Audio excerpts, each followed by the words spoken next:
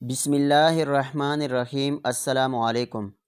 اس واقعے میں سلطان صلاح الدین ایوبی کی زندگی پر ایک بہت بڑا بدکاری کا داغ لگنے کے بارے میں آپ کو آگاہ کیا جائے گا۔ آدھی رات کا وقت ہو چکا تھا۔ صلاح الدین ایوبی جو کہ مستقبل کا سلطان تھا، اس پر ایک شاریہ نامی لڑکی نے بدکاری کا الزام لگا دیا تھا۔ قاضی ابن ارسون جو کہ سلطان صلاح الدین ایوبی کا استاد بھی تھا، صبح اس مقدمے کو سننے والا تھا۔ یہ الزام ایک عام انسان پر نہیں بلکہ ایک باصلاحیت اور باکردار انسان نجم الدین ایوب کے بیٹے سلطان صلاح الدین ایوبی رحمۃ اللہ علیہ پر ایک لڑکی نے لگایا تھا۔ قاضی ابن ارسون بہت پریشان تھا کہ اگر میرے شاگرد پر لگایا گیا الزام سچ ثابت ہو گیا تو میری ساری زندگی کی تعلیم اور دی گئی تربیت پر پانی پھر جائے گا۔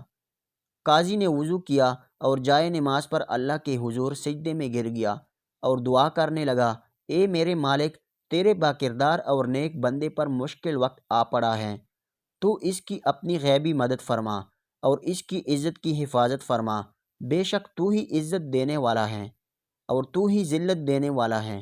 میرا دل نہیں مانتا کہ سلطان صلاح الدین ایوبی رحمۃ اللہ علیہ کسی کی طرف بری نظر بھی اٹھا کر دیکھیں، لیکن دوسری طرف شاریہ نامی لڑکی پورے وثوق سے سلطان صلاح الدین ایوبی رحمۃ اللہ علیہ پر اتنا بڑا الزام لگا رہی ہیں۔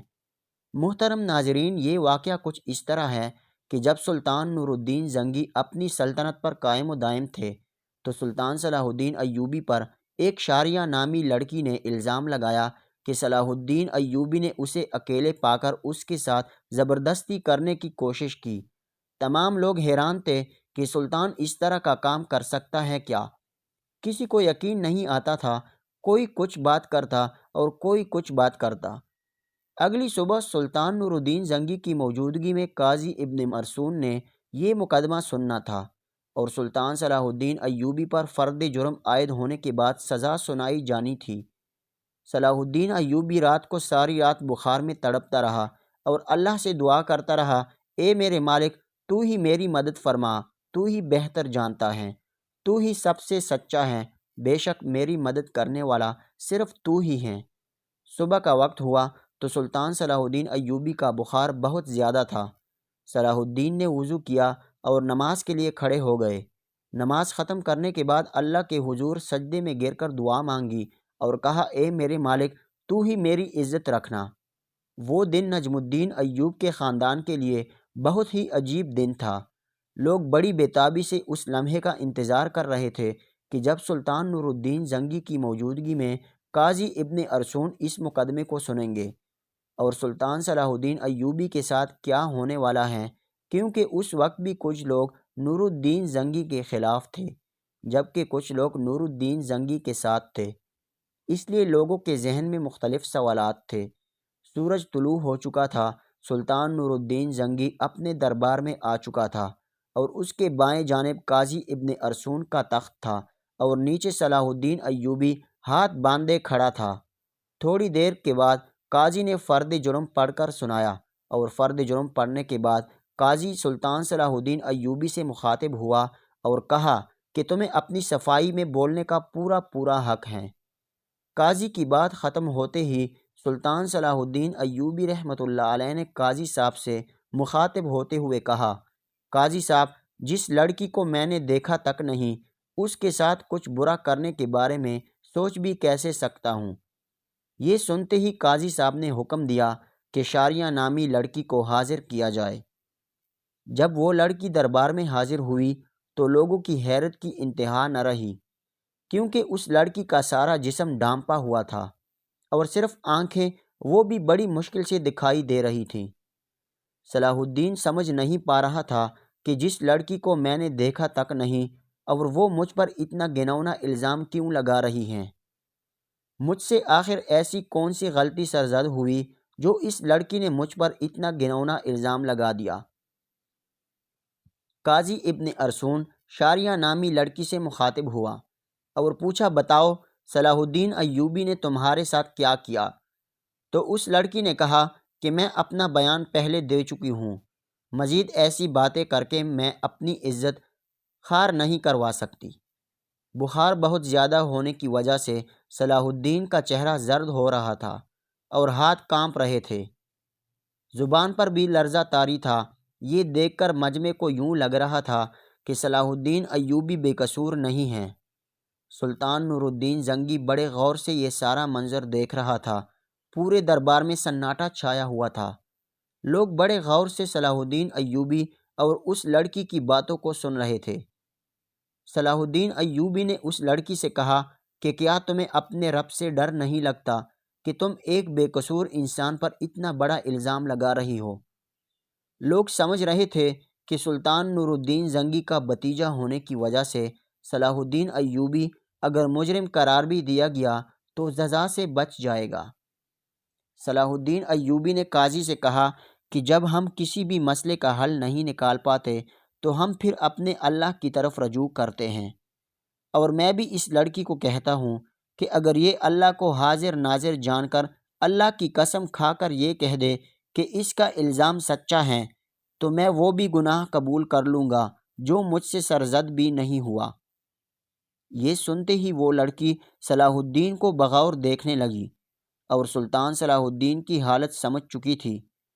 تھوڑی دیر بخوبی دیکھنے کے بعد لڑکی چیخ چیخ کر رونے لگی اور کہا، میں تمام مجمع کے سامنے اللہ کو حاضر ناظر کر کے کہتی ہوں کہ صلاح الدین بالکل بے قصور ہیں، سارا گناہ میرا ہے۔ یہ سن کر سارا مجمع حیران رہ گیا اور اس لڑکی کے چند الفاظ نے مقدمے کو الٹ کر دیا۔ اتنے میں سلطان نور الدین زنگی دہشت سے اپنی کرسی سے اٹھا اور اس لڑکی کو کہا کہ کیا تمہیں پتہ ہے کہ الزام تراشی کی تمہیں کتنی بڑی سزا مل سکتی ہے؟ تو اس نے کہا، ہاں مجھے معلوم ہے کہ اس کی مجھے کتنی بڑی سزا ملے گی۔ اس کے بعد قاضی نے شاریہ سے کہا کہ آخر ایسی کیا وجہ تھی کہ تم نے صلاح الدین ایوبی پر اتنا گھناؤنا الزام لگایا؟ تو لڑکی نے اپنی آنکھیں جھکا لیں، لیکن جب سلطان نور الدین زنگی رحمۃ اللہ علیہ نے لڑکی کی طرف دیکھا تو اس نے کہا، اے میرے سلطان، میں جانتی ہوں کہ مجھ سے بہت بڑا گناہ ہو گیا ہے، شاید جس کی اب تلافی بھی ناممکن ہو، کیونکہ جو داغ صلاح الدین ایوبی کے کردار پر لگا وہ شاید میں چاہتے ہوئے بھی نہ مٹا سکوں، لیکن یہ سب کام کرنے کے لیے میں مجبور تھی۔ سلطان نور الدین زنگی نے پوچھا کہ بتاؤ تمہیں اس کام کے لیے کس نے مجبور کیا؟ تو شاریہ نامی لڑکی نے امیر ابن مرقوم کی طرف اشارہ کرتے ہوئے کہا کہ اس عالی مرد امیر نے مجھے یہ سب کرنے کے لیے مجبور کیا۔ یہ سب سنتے ہی تمام درباری امیر ابن مرقوم کو ملالت اور غصہ کی نظروں سے دیکھنے لگے۔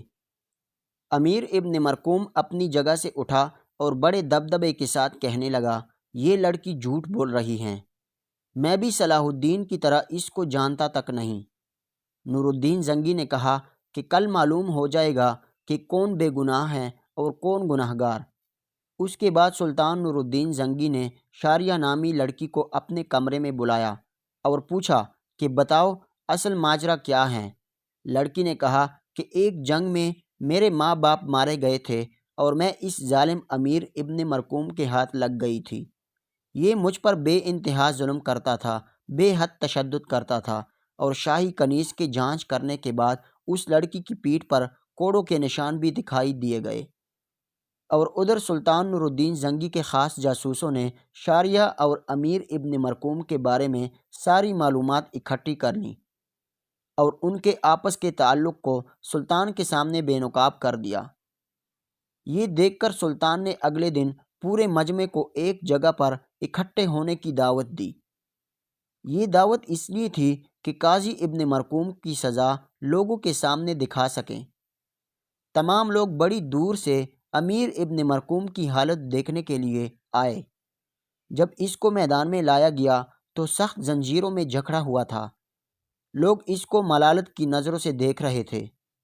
شریعت کے مطابق اسے 70 کوڑے مارے گئے اور اس کے بعد سلطان نور الدین زنگی نے اس کی تمام جائیداد ضبط کر لی، اس سے شاہی عہدہ بھی لے لیا اور اس کی تمام جائیداد سلطان صلاح الدین ایوبی کو دینے کی دعوت کی۔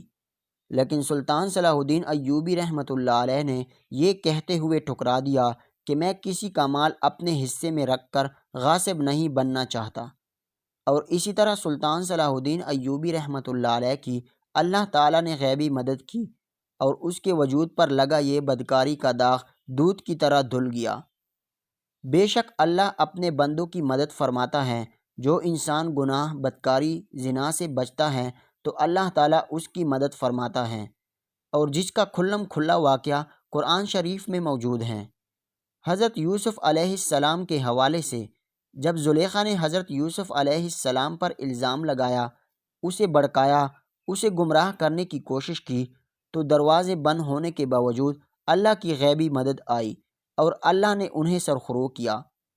لیکن یہاں شرط صرف انسان کا اپنے رب پر بھروسہ اور اپنے ایمان پر پختگی ہونی چاہیے، تو اللہ تعالیٰ کی غیبی مدد ضرور آتی ہے۔